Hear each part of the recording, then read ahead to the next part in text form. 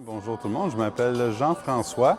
J'ai 43 ans, bientôt 44. Je viens de Repentigny, au Québec, Canada, bien sûr.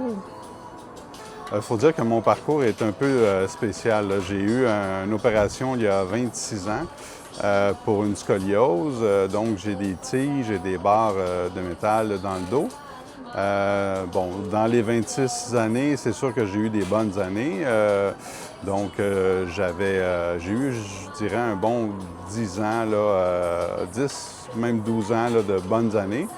Donc, les disques L3, L4, L4, L5 ont usé prématurément là, dû à une activité plus intense parce que c'était les seuls disques qui bougeaient dans ma colonne.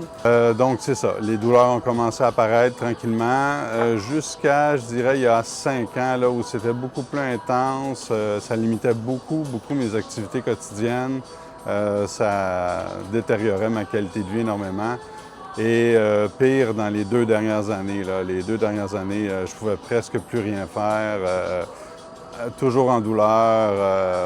Avec la médication, même avec la proposées. médication, la physiothérapie.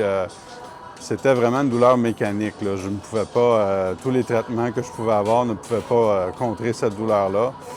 Donc, si on recule d'il y a environ 10 mois à 12 mois, j'ai commencé à faire des recherches sur Internet parce que je ne croyais pas que le système public pourrait me dépanner ou s'occuper de moi. J'avais eu des mauvaises expériences dans le passé aussi avec le système public qui m'avait complètement reviré de bord. Donc, j'étais froid à l'idée de retourner au système public. Donc, j'ai tout de suite engagé des démarches avec le privé.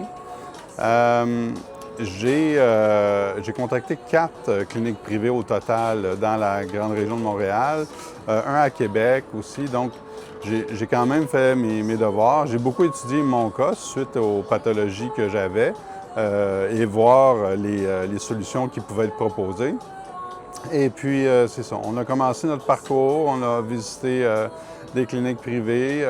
J'en voulais le plus possible, je voulais avoir le plus d'opinions possible par des cliniques privées pour me faire moi-même une idée. Dans mon parcours, j'ai atterri chez Neurothérapie et c'est les gens qui ont été les plus compétents dans tout mon parcours de recherche. C'est les gens qui m'ont pris en charge le plus rapidement. C'est les gens qui m'ont proposé, ils ne me proposaient pas du rêve, si on peut dire. C'était des solutions concrètes avec des vérités. On m'a dit la vérité. On m'a dit ça se peut qu'on ne soit pas capable de t'aider. En toute transparence, on voit que neurothérapie a à bien le bien-être justement du patient et non pas de faire de l'argent proprement dit. Neurothérapie a pris mon dossier en charge, comme je le disais plus tôt, par le directeur de la clinique avec M. Mazal Tarim. Donc, mon dossier a été transféré à une équipe en France pour évaluer mon cas avec la compagnie Franchir. Donc, Neurothérapie est en partenariat avec la compagnie Franchir. Et puis, mon cas a été évalué. J'ai reçu une première proposition un peu décevante, en toute honnêteté. J'ai eu un refus. On a refusé de m'opérer parce que mon cas était trop complexe. Donc, on m'a refusé au début. Trop compliqué, une reprise en plus. Donc, refusé, mais pas abandonné. Bien, refusé, mais j'étais très, très déçu. Donc, j'ai demandé à M. Mazal Tarim d'avoir une rencontre avec le chirurgien qui m'avait refusé en France pour comprendre pourquoi. Quand j'ai eu cette rencontre en visio, évidemment, je me suis dit en moi-même, oh là là, que j'aimerais me faire opérer par ce chirurgien. Il est tellement sympathique, il a l'air tellement techniquement compétent, une bonne personne et tout, donc Dr Tessidou, pour ne pas le nommer. Et durant la rencontre, il m'a dit que j'avais 2 sources possibles de toutes mes douleurs. Il était prêt à envisager une opération si on faisait un test ici à Montréal qui fonctionnait, qui donnait des bons résultats. Là, il allait me proposer une intervention. Donc, quelques semaines plus tard, j'ai eu un épidural dans le dos, dans le bas du dos.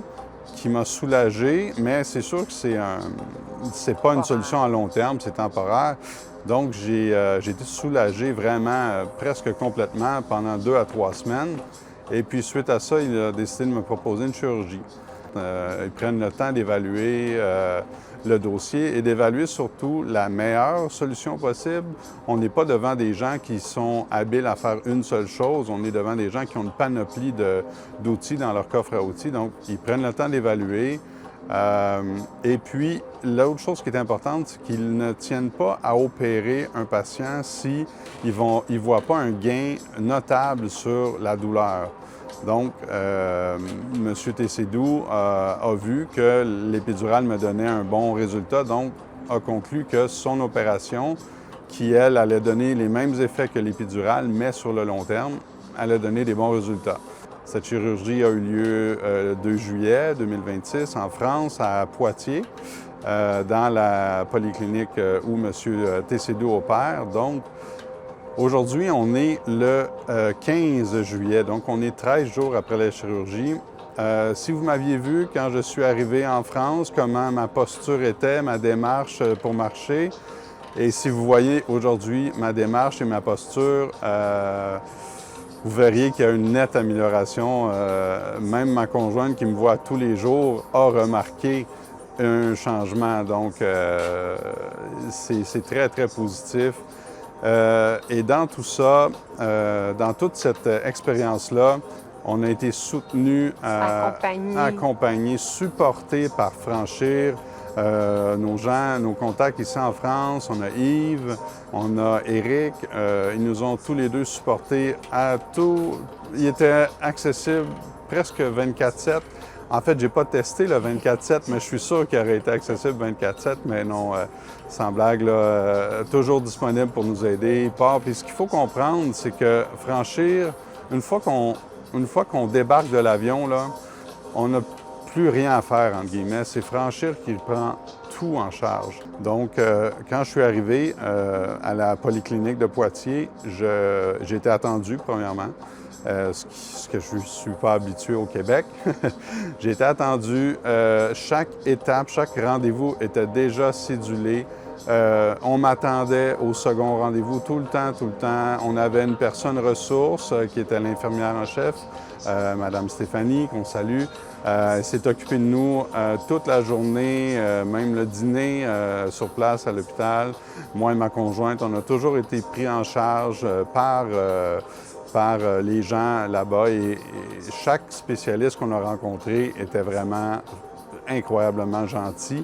On a rencontré énormément de spécialistes, prise de sang, anesthésiste, kinésio, IRM, rayon X, tout ça dans la même journée et sans attente ou presque, des fois des 5-10 minutes maximum. Donc, encore une fois, pas très habitué à ce type de prise en charge. Donc, et la journée même de l'opération pour la personne qui accompagne, c'est une grosse journée, un gros moment d'insécurité aussi. Puis on n'est pas laissé à nous-mêmes.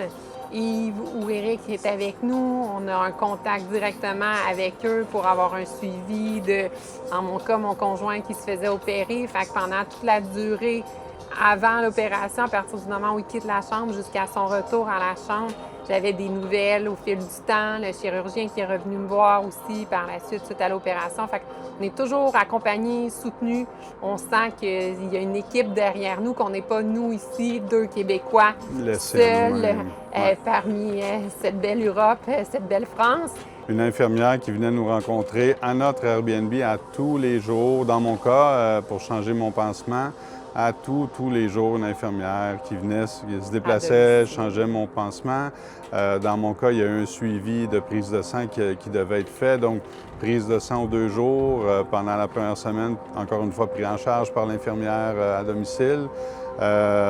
Toutes les questions qu'on avait, on avait le numéro de téléphone des infirmières pour les appeler, poser nos questions. Ou sinon, on faisait référence à Franchir directement, puis eux envoyaient les questions aux bonnes personnes. Donc, c'était une prise en charge, on pourrait dire, totale de nos besoins, de nos préoccupations, nos interrogations. Moi, personnellement, quand j'ai pris la décision de me faire opérer, juste de prendre la décision de me faire opérer, c'est déjà une grande opération. C'est sûr que médicalement parlant, des fois, on n'a pas le choix. Ça aide à prendre la décision, mais c'est ça. Prendre la décision de se faire opérer, c'est difficile. Prendre la décision d'aller se faire opérer ailleurs que chez nous, donc traverser l'océan en avion, venir en France, c'est une autre décision qui implique beaucoup d'implications au niveau famille. Donc, c'est une grande décision. Donc, ce que je peux dire qui pourrait peut-être rassurer les autres personnes qui sont prises dans un même état physique que moi je l'étais avant, ça fait peur. Je comprends parfaitement votre peur parce que je l'ai vécu. Mon inquiétude, vos proches aussi vont vous poser des questions, vont vous dire « Es-tu sûr? Aller en France, te faire opérer? Tu ne pourrais pas faire ça au Québec? » C'est toutes des questions que vous allez devoir faire face. Mais une fois que la prise en charge est faite, je vous le dis, on est supporté à 100 %. On n'est pas laissé à nous-mêmes, comme ma conjointe disait. On est soutenu, supporté tout le long du processus. Aujourd'hui, c'est notre avant-dernière journée en France. On prend l'avion demain. On est avec nos amis de Franchir qui vont nous reconduire à notre chambre d'hôtel parce que c'est un choix qu'on a fait de dormir à l'hôtel près de l'aéroport avant de demain prendre l'avion. Mais sinon, ils nous auraient reconduit à l'aéroport. C'est vraiment une prise en charge totale. C'est des gens sympathiques. Les gens hospitaliers sont très sympathiques. Le chirurgien est très sympathique.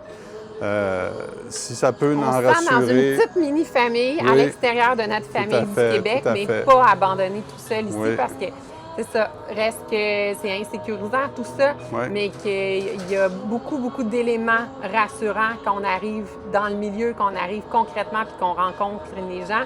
Bien, on voit qu'on est pris en charge puis que c'est vraiment fait de façon professionnelle, que c'est fait de façon relation interpersonnelle aussi qui est excellente. Relation humaine, vraiment.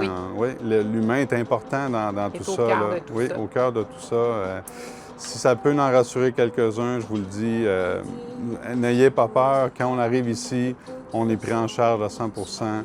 Et puis, ça donne une seconde chance. Bien, c'est dans mon cas à moi, ayant déjà eu une opération il y a 26 ans, donc si on fait le calcul, j'ai 43 ans, donc j'ai été opéré à 17 ans.